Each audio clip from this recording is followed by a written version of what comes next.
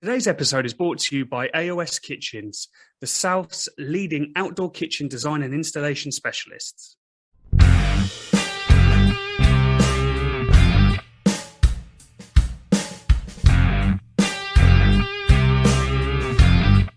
Welcome to the new series of the Meet and Greet Barbecue podcast. Thank you so much for listening, and please do review, like, and subscribe, depending on how you're listening to us, or again, if you're on YouTube. But also, we have launched a new Facebook group, building a community of people who want to be barbecuing and just love UK barbecue. But if you're anywhere in the world, please do join and add to that. You can find us on Facebook, just search for Meet and Greet Barbecue podcast. On this episode, we are speaking to Marcus Bawdon of the UK BBQ School. He is an expert. He writes for The Telegraph. He has the UK BBQ School. He is a fantastic cook. Without much further ado, here's Marcus. So Marcus, thank you so much for taking the time to speak to us. Owen and I have been waiting for this like excited children waiting for Christmas because we're fascinated by everything that you are and what you do. But for anyone who doesn't know, do you want to introduce yourself to our listeners? Oh, thank you, guys. That's really kind. So I'm Marcus Bawdon. I guess my sort of, my thing I started years ago is Country Wood Smoke, a blog and website and social media and Facebook group that's been doing pretty well and growing nicely. I started UK BBQ School from my garden about 5-6 years ago, and it started off just helping out groups of friends and my mates and stuff to barbecue a bit better. I worked in the oil and gas industry for 25 years, and that sort of ended a couple of years ago, really, with COVID. And so I decided to give the barbecue school a go full time, and had an amazing year last year. The barbecue school was built in May, and last year was fantastic, teaching many hundreds of people how to improve their barbecue skills, which is pretty amazing to be able to do. And you've got a beautiful all-purpose kind of built school, haven't you, in the farmland? Yeah. Is that right? Just near a farm shop? It's on a farm shop about 3 minutes away, 2 minutes on a good day, on a good run. But lovely farm shop. They've got fantastic meat there, vegetables. They can order fish in for me.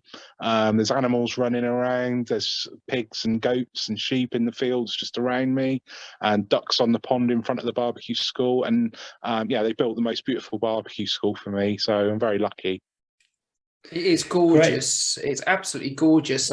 Looking on Instagram, it's so idyllic. And in the summer, I can't think of a better place to be sitting, cooking, learning, and have a drink, hopefully, afterwards. Yeah, thank you. I mean, it's lovely year round, really. I've put some sort of wind walls up during the winter just to keep the wind down a little bit. And I mean, I was there today in the sun, and it was beautiful. You know, the ducks were quacking, and it was just idyllic. But yeah, a lovely summer's evening there is pretty special as well. And what? For you then, in terms of sort of launching the barbecue school, as you mentioned, you kind of started helping some friends and barbecue better. So for me, let's say I've never done barbecue before, and I come down to your school. What should I expect? So I call it my sort of fundamentals. It used to be my barbecue basics. I called it. It's the fundamentals sort of class, and it's for complete beginners. The first thing I like to do is to cook is a dirty steak, which actually surprises a lot of people because that's quite often seen as something not for beginners. It's an intermediate thing. But what I love about it is a hanger steak, and you get some really good charcoal and a few minutes aside, and make like a herb base. And what I love about it is it's pure essence of barbecue. You just need some hot coals and some meat, and that's what I love for beginners. And what I quite like to do is, there's a lot of, people always have a preconceived idea of what barbecue is. It's sausages and burgers, or it's this and that. And they have a lot in their head that's wrong. that they've picked up all these ideas over the years, and they're not always very helpful. So what I like to do is totally go chum like that and restart them. And I love it that I drop the steak on the coals and you see their faces, and you know that when they have that first taste that you've got them. And probably like 90% of my people on my basics class, they go ahead, go straight away, and they want to cook that dirty steak for themselves. It tastes amazing, it's easy, and it's a bit of fun theatre as well, which is good. You know, they want to do that for their mates and show them that they're barbecue heroes themselves, and I like that. I'm all about making people's lives easier, more stress-free. And people get worried and stressed about barbecue, and I hear the same things over and over again. Oh, I'm not sure, I'm stressed. And I just like to totally remove that, and then I just want to make people barbecue heroes amongst their friends and family. That's my goal, and make them feel confident to do that. So that works a treat. And then I build up in a good way how to cook with charcoal on a barbecue. I show them heat control, and we cook a roast beef joint topside. They love that. I do how to make a dry rub, and then we smoke some chicken thighs, and yeah, that's it's about 4 hours all in, and they have a good feed and nice relaxing time, and it's good. Yeah. Do you find that most of the attendees to your school, are you finding that you're having a lot more kind of beginners and novices coming into barbecue that are interested, that are not confident enough to try it on their own and obviously want to come to you first? Or are you actually getting quite a nice mix of intermediate and perhaps more seasoned barbecuers as well? A real nice mix, actually. The sort of fundamentals one is people who've either total beginners or people who've been doing it a while. Maybe they haven't got confidence in it, or they've lost some confidence. Sometimes I get some quite experienced people who say, look, I just want to, I'm struggling with something, I just want to get things clear in my head.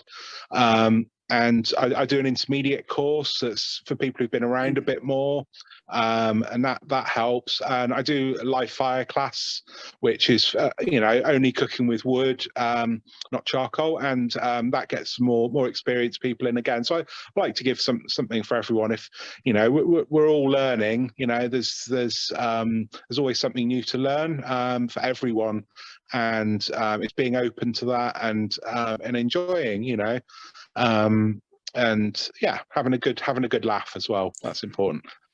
That playing with fire is so exciting. I love the fact that you say the first thing that you do with these people just to blow their minds is the dirty steak, because I've been saying for ages, part of the reason that we did this podcast was try and say to people, give it a go. That's half the fun. But even we wouldn't have thought to go, do you know what, go dirty steak straight away. Why not? It's exciting. But there's no reason not to. Giving it a go is half the fun, right? Absolutely. Give it a try. And if it doesn't work out, then you've learned something. Then we learn about our failures. When I first started, I had a lot of failures. I learned quite quickly from those. And for me, doing the classes is to jumpstart people so they don't have so many failures, and they can enjoy it without stressing.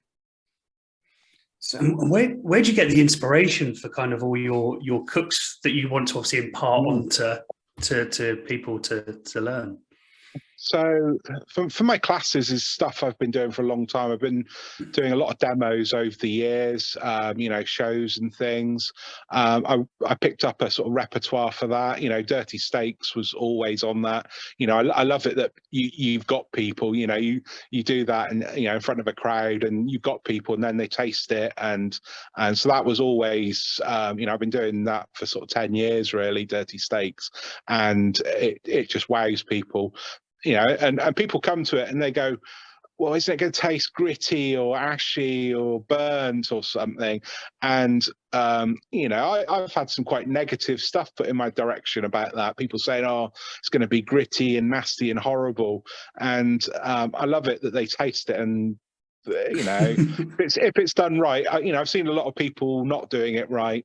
You know, people using poor quality charcoal, and then they complain that it's ashy and gritty. I had one guy who told me I didn't know what I was talking about. And he tried doing a dirty steak, and it was bitty and gritty and not very nice. I said, "Oh, what charcoal did you use?" And he said, "Oh, I didn't use charcoal. I used it on my gas grill, on the lava rocks at the bottom of a gas grill." Oh. So, I suppose that's quite. It must have been quite humbling for him to actually then realise that it wasn't quite up to standard. I don't know about that, but yeah, certainly it was a lesson for him. So, I have to admit, the first time I did a dirty steak, I used briquettes instead of lump wood, and I did find that as it started to turn white and I was placing it on there was just a little bit too much ash that came off. It still tasted amazing, but perhaps just a little bit more crunchier than I was expecting the first time. I mean, the way I've seen it is that I'm always very clear. You've got to use very high quality lumpwood charcoal, get it really red hot, give it a quick blow just before you put the steak in. That ramps up the temperature and it just removes any surface ash, and then put your steak on. And I've always been very clear about that. But what I've seen over the years is that people who've done that themselves, and it's grown. I mean, 10 years ago, nobody was doing that. Everyone thought I was bonkers doing it, but it's becoming more and more popular now, which is great. But I see people copying others who maybe haven't told them that they have to use good quality charcoal. They have to use, and that it's like Chinese whispers. It loses its, and then people come back to me and say, I don't know what I'm talking about, because they've obviously struggled with it and it's not been as good as it could be. So do you have a preference in terms of what steak you would normally go for dirty steak? Either I do a tomahawk with a nice a dirty sear, and then finish it direct, or do reverse sear like that. My absolute go-to is hanger steak, though. It is just perfect for it. It really is the perfect steak for a dirty steak. I've tried lots over the years and it just works superbly. It's about 4 minutes aside, and it's take it to about 50 degrees, and it's a phenomenal steak, a hanger steak. It really is. For me, and then I've a nice baste on it as well, nice herby garlicky baste, chimichurri or something.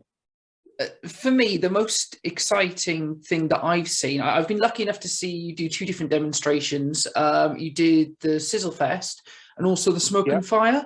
But the thing that's excited me the most is it's the little extra techniques where you bring the steak out and then you'll put the butter on and the bit of charcoal and put it on top of the butter.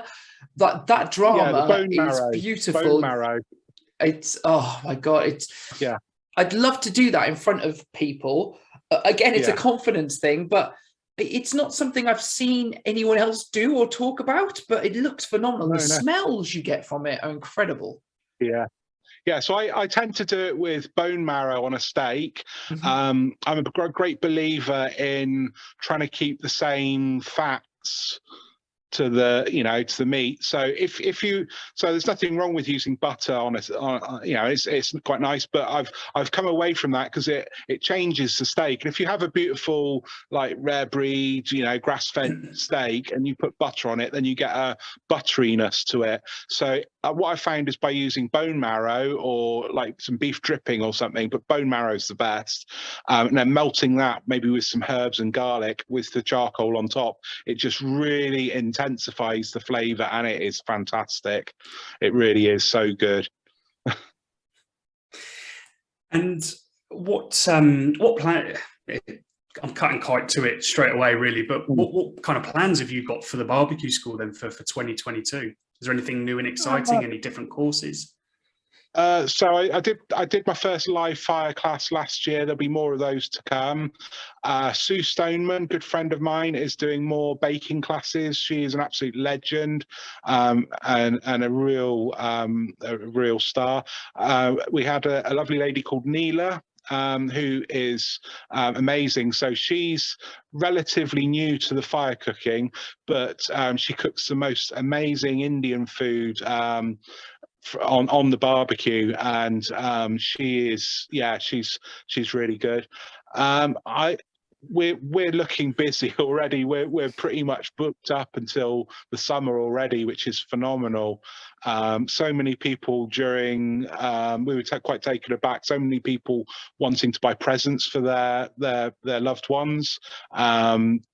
Over Christmas, and wanting a place on barbecue school, so that is amazing. I've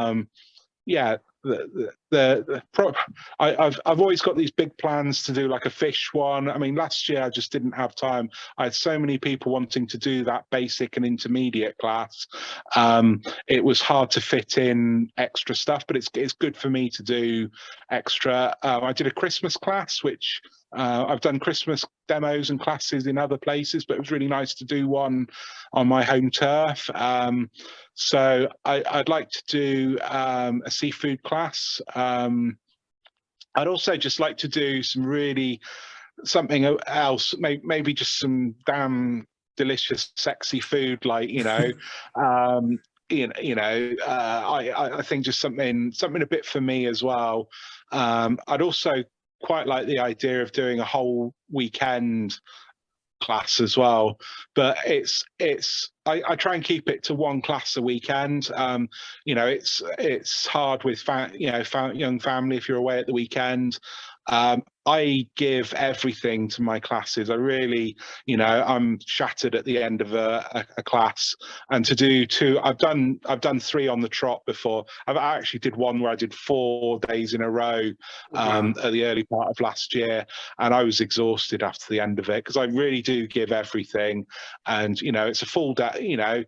My classes are sort of 4 or 5 hours really with the people there, but with all the prep and the clean down after and everything, it's a full day. And I'm pretty tired at the end of it.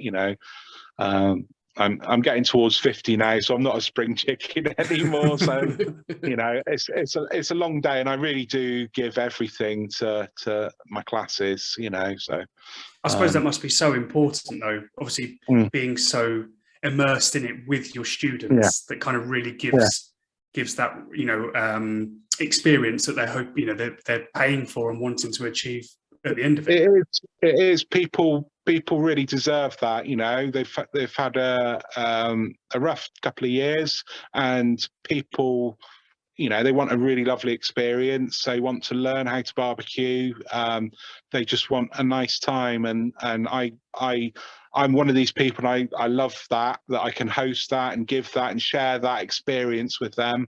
And for me, that's really important, that they go away feeling they've really enjoyed themselves and learnt lots. It's what sort of class sizes do you have? Is it quite intimate, or do you have big groups? Yeah, so when I was doing it from home here, I'd have sort of 4 to 6 people. At my new place, 6 to 10 usually. Some of my beginners class, I go up to 12. And I was doing 14 or 15, but it felt too big.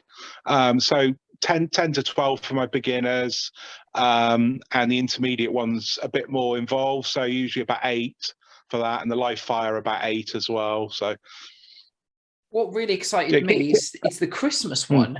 Because I know Owen and I have cooked Christmas meals for our families for the last at least 2 years on the barbecue, and really enjoyed it. For me now, it's part of Christmas that on Christmas Eve at about 11 p.m. I'll be lighting the barbecue and getting ready to smoke something overnight, which is great. What do you actually do on your Christmas course then? So I I've been doing Christmas dinners on the barbecue for about 10 years again. I love it. You know, I remember ruining my first one. I got this lovely turkey, and I got a ProQ smoker, brand new ProQ smoker, and I chucked about 4 or 5 big chunks of oak on there, and it was so smoky, this turkey. You know, it ruined the turkey basically. And so, you know, I teach, you know, we usually do like a turkey crown, and I teach them how to make like a festive rub, you know, and I use like, you know, a nice festive sort of mixed spice sort of rub, you know, a little tweak on one of my rubs, and that goes down well.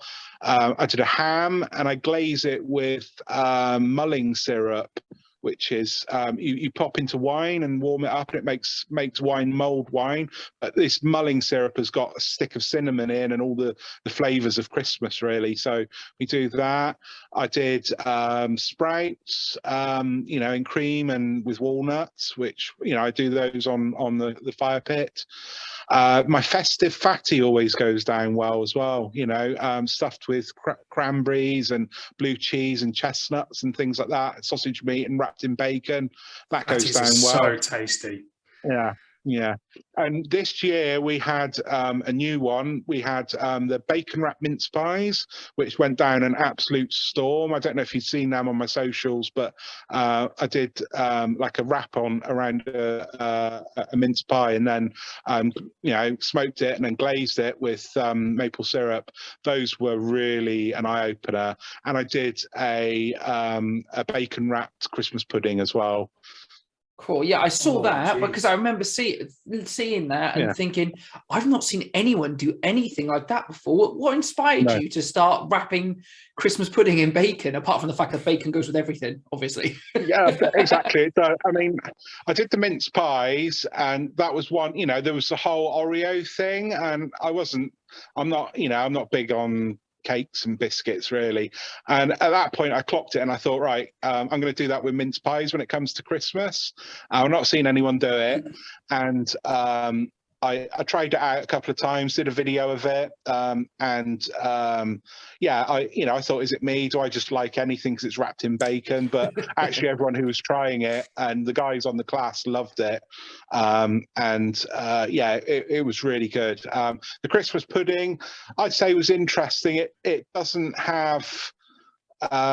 take on particularly any huge benefit from the bacon, apart from it just being bacon there, but it does get a nice smoke flavour from the cherry smoke that I use. But the bacon sort of helps keep the surface of it moist and stop it drying out, which is a bonus. And then you just get some crispy bacon at the end, and have that with some maple syrup or brandy butter and some cream, and it's delicious. It looks so gorgeous. It looks so gorgeous. I've been quickly swiping while you've been talking because I wanted to see it. And the thing is, I personally am not a huge fan of mince pies, but I know that would be good because bacon improves everything. I had a few people on the class say they don't like mince pies, but they try it and they were all converted. So yeah, you know, give them a go. If you don't like them, you don't like them. That's it. You mentioned, obviously, when you first tried 10 years ago cooking your turkey on the barbecue, you used quite a lot of oak. Do you still use oak for turkey, or do you use something softer like cherry? Or cherry. One chunk of cherry now is what I do. I actually went. We had a big Christmas this year after not having one last year. So we had all my wife's family around. It was 15 of us. So I made my life really easy this year. There was a lot of food, and I did it on the Weber smoke fire. So I fired that up and just made use of that really. Just to make it as easy on myself as I could. But normally I do it on a KJ or, Weber kettle or something, turkey crown and a ham, one chunk of cherry smoke, and that's perfect. And the colour it gives on turkey, I've done some turkey crown with cherry wood, and the kind of almost like burgundy kind of red that it gets around the outside is beautiful. where I've I've always been a big fan of silver birch. That's lovely. Apple's lovely. Oak's got specific uses, but every time I sort of go to use something else, I go, well, why didn't I use cherry there? It would have been a better colour with cherry. Like apple's lovely, but you don't get that quite so much, that lovely pinky red colour you get with the cherry and the sweetness. So, I always say to myself, oh, if I use another wood, then why wouldn't I use cherry? So I've fallen in love with cherry wood over the last sort of 6 months because I hadn't really tried that many different woods. My brother-in-law's a stonemason, and he actually managed to get me a load of untreated, untouched oak from a job that he'd been doing at a church. So I've been working my way through that, and like you said, there's a punch, right, with oak. It's very distinct and very strong. I wanted to try something different. But the smell, not only that, the smells while you're cooking with cherry are absolutely phenomenal. My daughter keeps asking me, oh, what sweets have you got? What sweets have you got? It's like, no, that's what's cooking. It's amazing. Do you know what people miss out, though? They miss out that you can combo woods. So if I'm doing American barbecue, like your traditional brisket or pulled pork or something, I would add some hickory or pecan wood and a chunk of cherry, and you get a really nice balance then between the sweet of the cherry and the hickory and cherry are lovely together. That makes such a good flavor. Oak and cherry are good as well. You get it balances out some of the harshness you might get from the oak with the sweetness of the cherry. So putting those two together really works a treat. For beginners, how do you start planning out those different flavor profiles with smoke? What tips have you got for different woods for different meats and cooks? Okay, so I would say that don't overthink it. You've got heavy woods, you've got oaks and hickories and the heavier flavors, and then you've got the lighter flavors, your ashes, your beech, birch, cherries, apples, things like that. The apple's getting more sort of medium really, but think about your flavor profile and the balance of the food. If you've got too strong a flavor of smoke, it can overpower the food and you can't taste anything else. It's kind of like licking out an ashtray if it's too strong. Not that I lick out ashtrays all the time, or very often at all. But it's a beautiful turn of phrase as well. It is, yeah, it is. Think about the whole thing you're doing and the combination. Does a sweet smoke work well, or are you trying to get an American flavor profile to copy?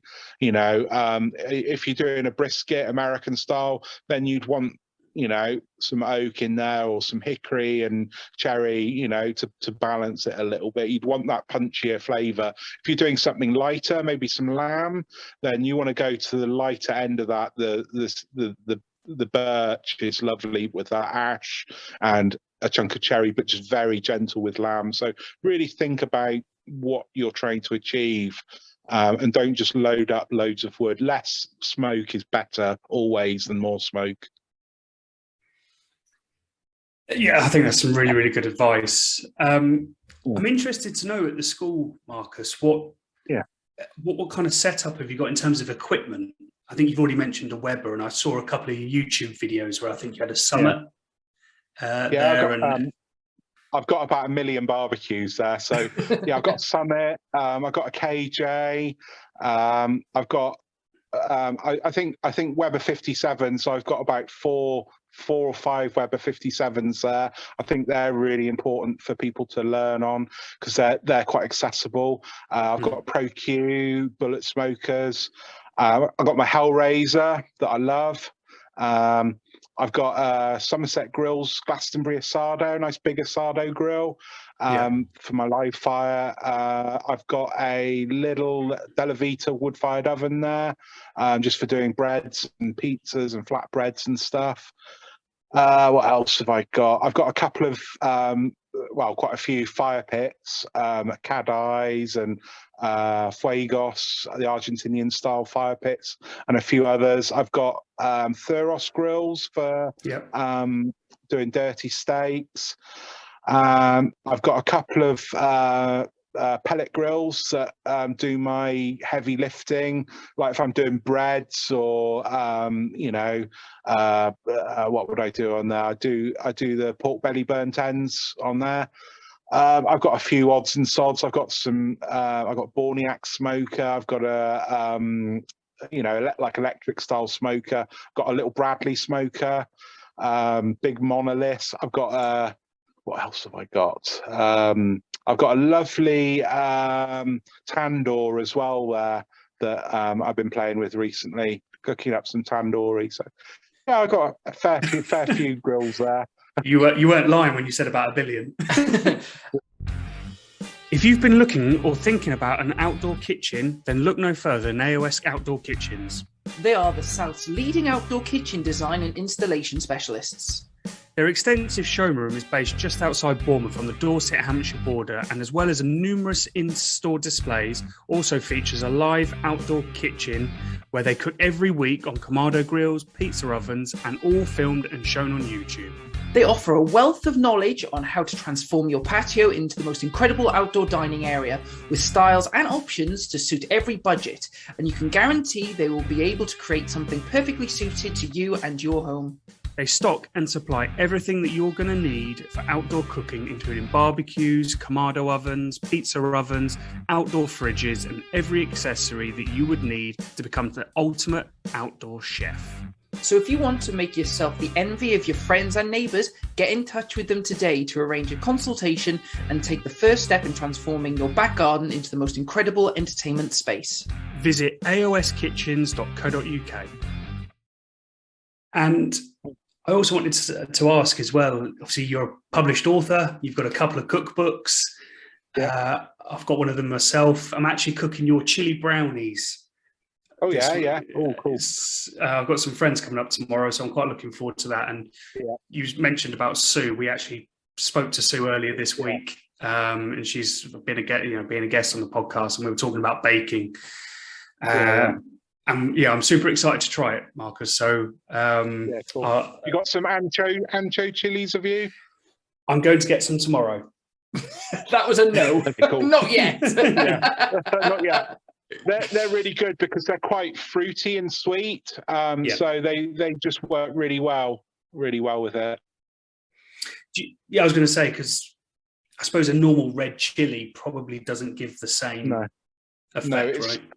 It's almost like sort of sweet jamminess about an ancho.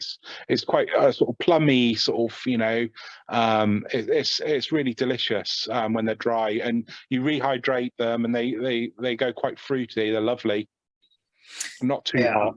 I'm excited to give them a go, because I was saying to Sue earlier, for all the years I've done barbecue, I've never really been a pudding person. I've never tried doing any kind of puddings or desserts on the barbecue, so I'm looking forword to that. I'm not a particular, I don't do a lot of puddings. I tend to keep it quite simple. I am in awe of Sue. She is phenomenal what she does.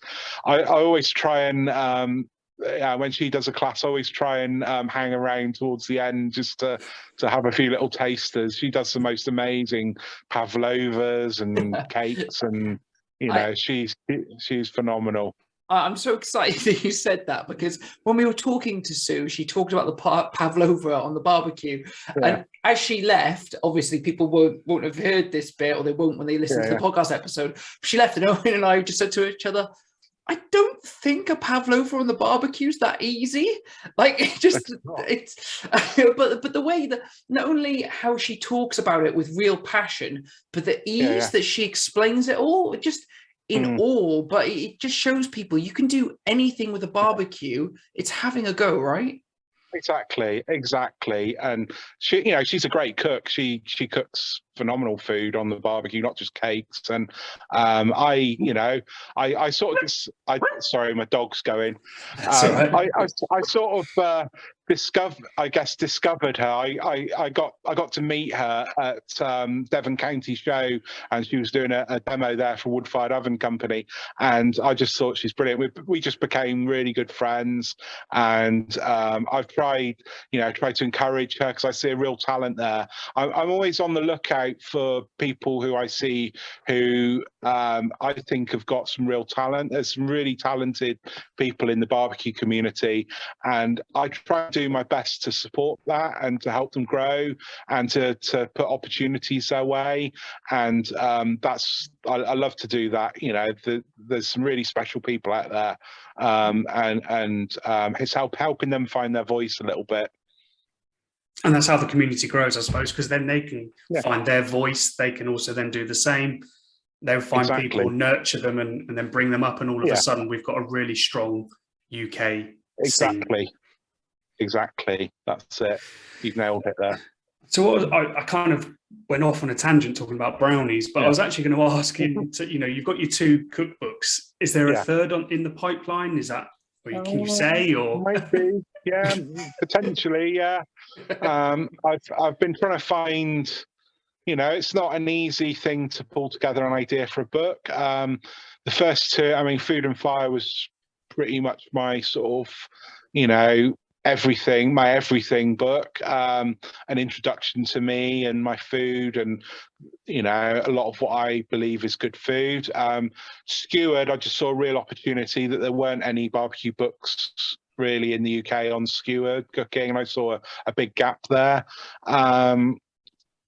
I'd like to do something a bit more balanced food-wise. Food and Fire was a bit meaty. Skewered was a bit meaty. I'd like to do something a bit more balanced food-wise. Probably not a veggie barbecue book. I do like that idea, but for me, Jen Taylor has absolutely smashed it with her charred book. So yeah, I was a veggie for 14 years, and I love veg cooked on the barbecue, but I don't know if I want to do a full veggie barbecue book, but something maybe a bit more balanced. So many people are have got different dietary requirements, or if you do a party, you might have guests that are veggie or vegan, so just to give a few different options, maybe. But yeah, I've certainly got nothing definite lined up yet. Watch this space. Yeah, just putting a few ideas together, really. So it's quite a, people think that writing a recipe book's just writing down some recipes, and anyone can do it, and it's really not that straightforward. I've been recipe writing for sort of 10 odd years, and it's not easy, but it's a wonderful thing to be able to do. I'm really proud of my books, really proud of them. Your point there is so true. If everyone could do it, everyone would do it. Yeah. Frankly, I'd love to touch upon. You talked about growing the community, and I've been looking through your Instagram earlier today, and there's some fantastic posts, particularly recently as well, that people should go check out. But I'd love to touch on them. So, anyone who's really not barbecued before, first question I have for you is, if someone's just starting out, what top 5 accessories should they look into to improve their barbecue game? Oh, I'll have to remember what I put there. Thermometer. It's a test. Thermometer.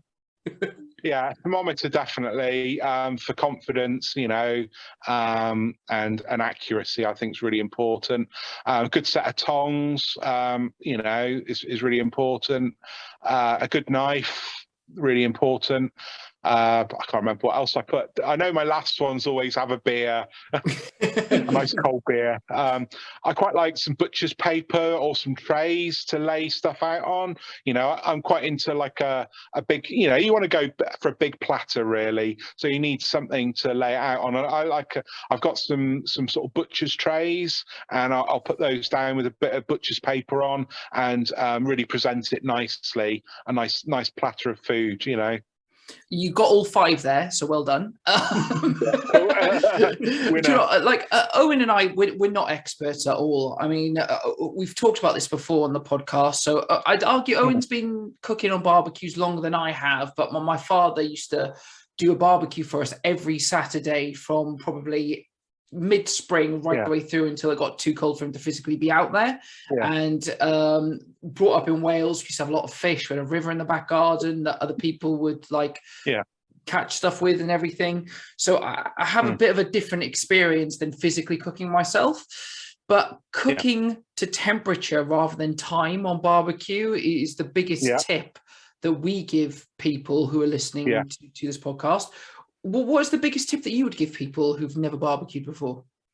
That same one. So yes, we're doing it right. Yeah, definitely.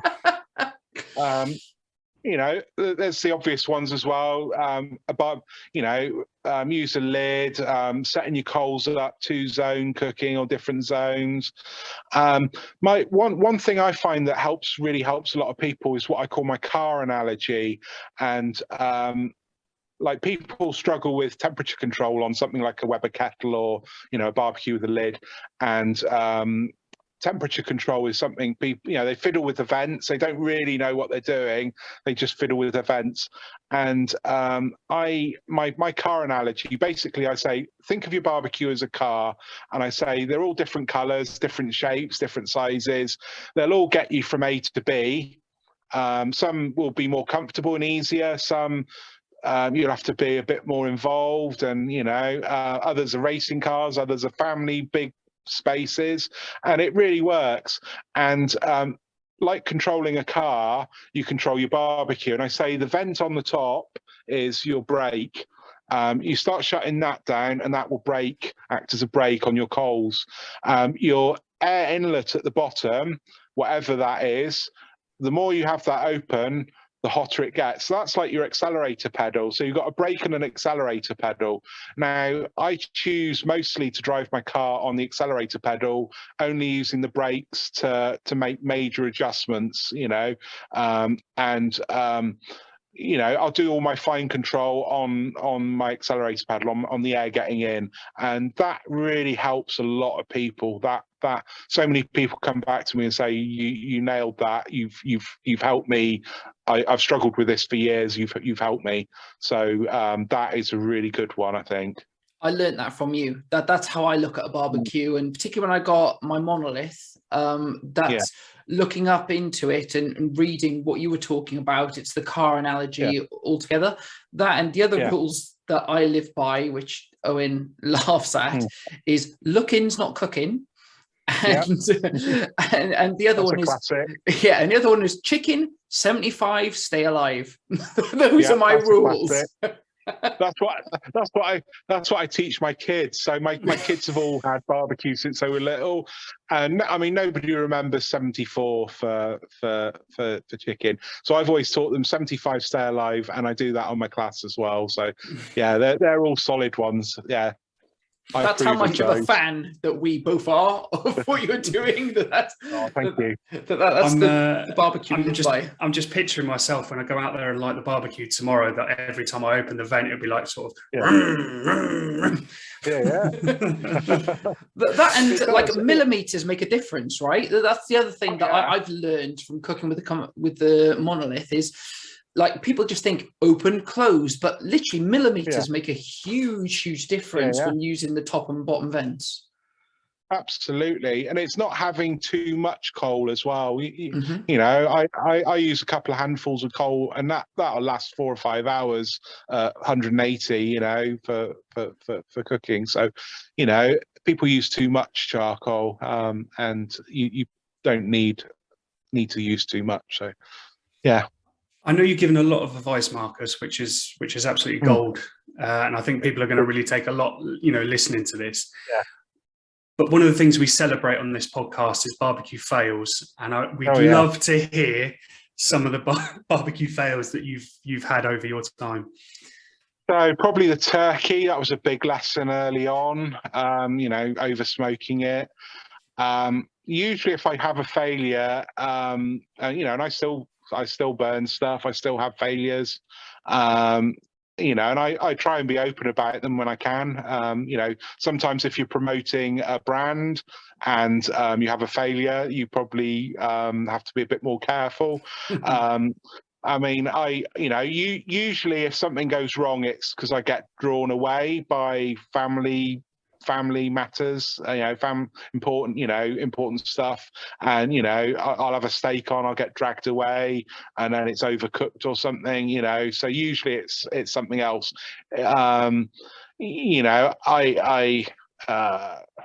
What was one recently? So on my Christmas class, here we go. On my Christmas class, it's very hard teaching entertaining, cooking, juggling everything.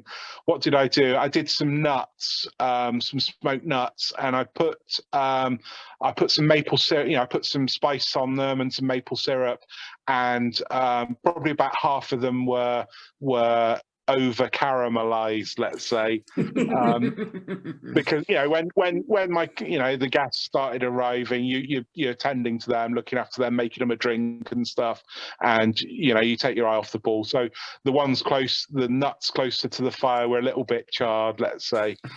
It does happen.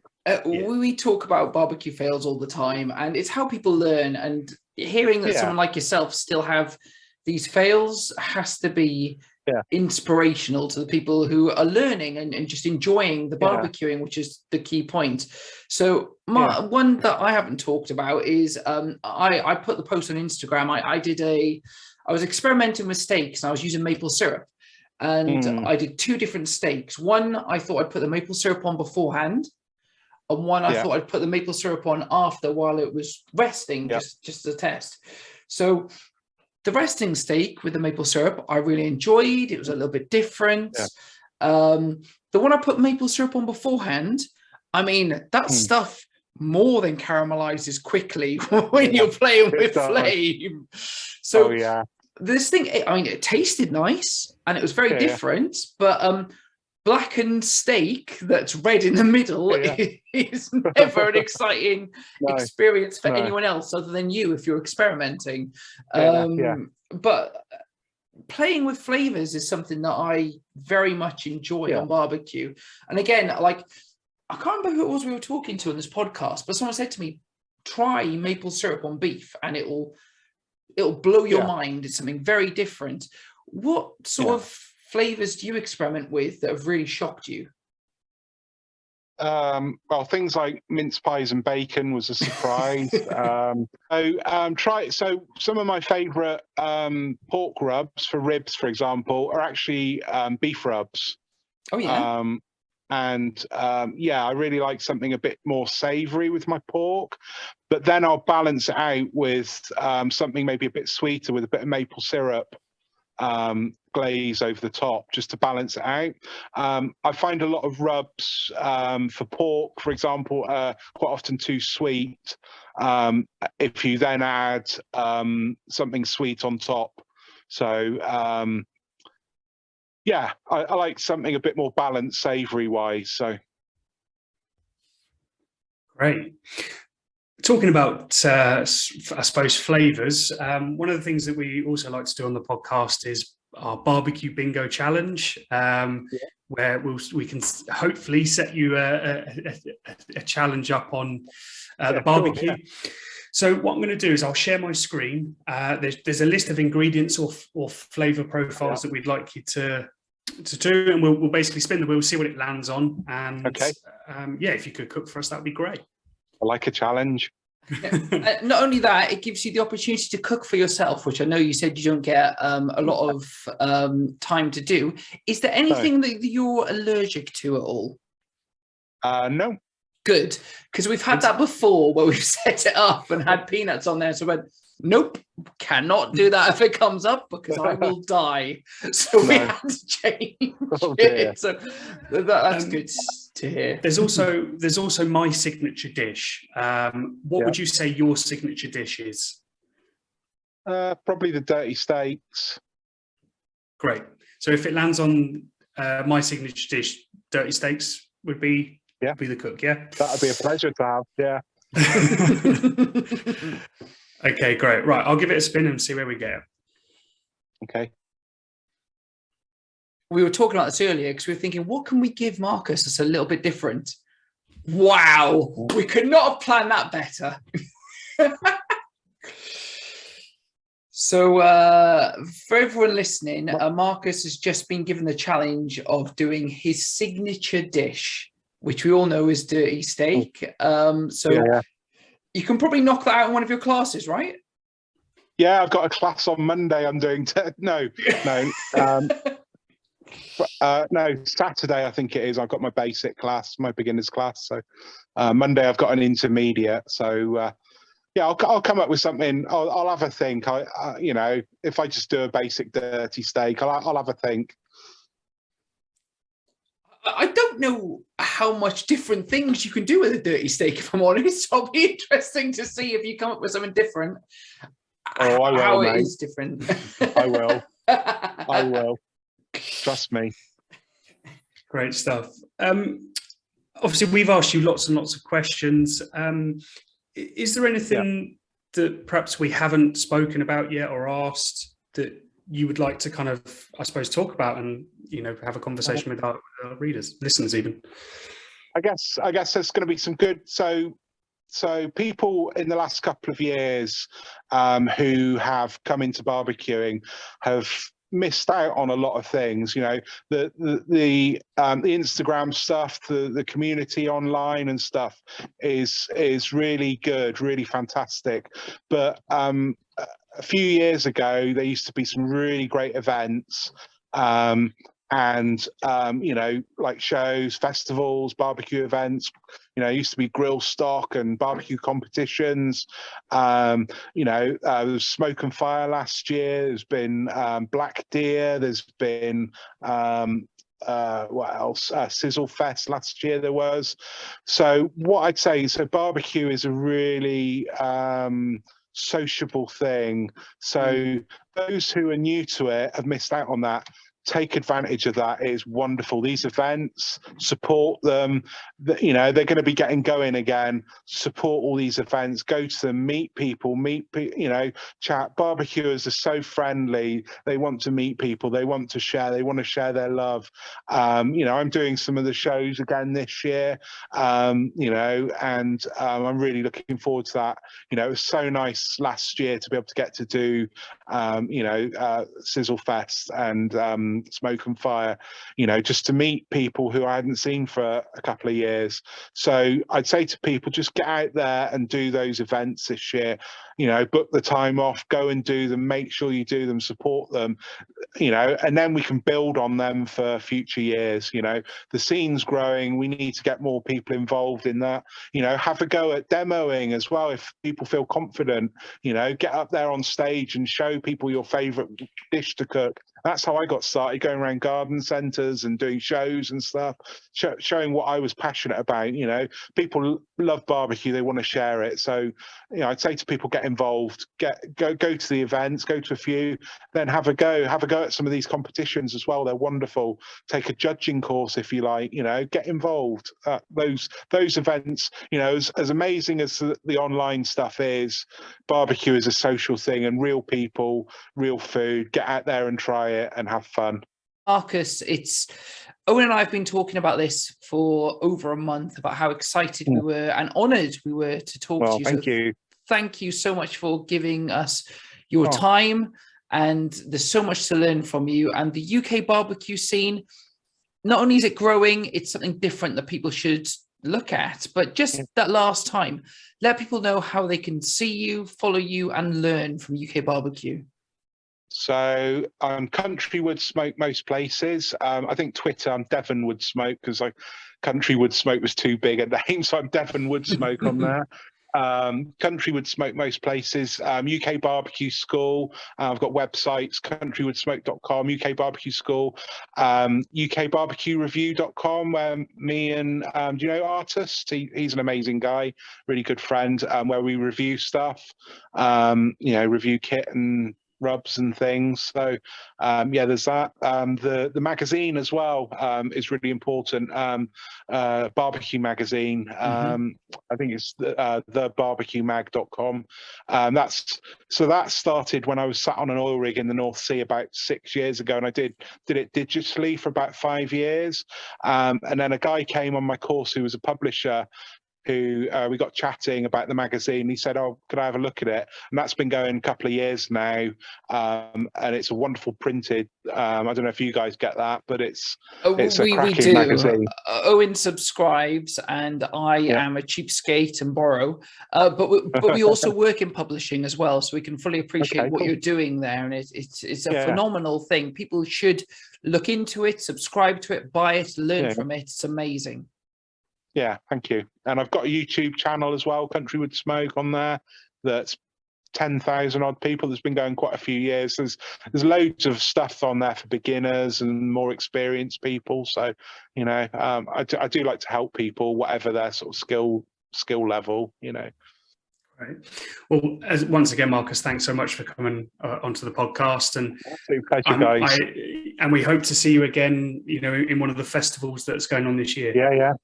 Yeah, definitely. I'm going to be around a bit this year. I've got a few plans, so yeah, definitely be good to meet you.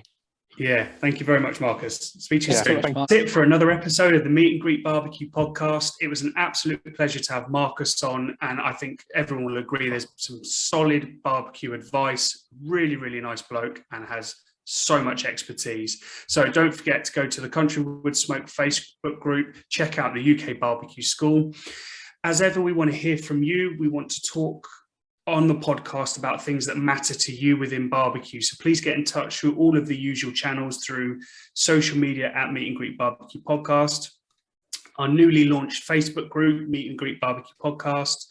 If you're watching this on YouTube, please give us a like, subscribe. If you're listening through your favorite podcast app, leave a review. It helps us gain visibility for the show and grow the show. Also, if you'd like to support us and help us grow, then if you please go to our website, meetandgreetbarbecuepodcast.com, and you'll see the Buy Me a Coffee widget in the bottom left-hand corner. If you'd like to help support us and grow, then that would be absolutely amazing, and any donation would be appreciated. We want to create more and more exciting episodes for you. And until next week, keep on grilling.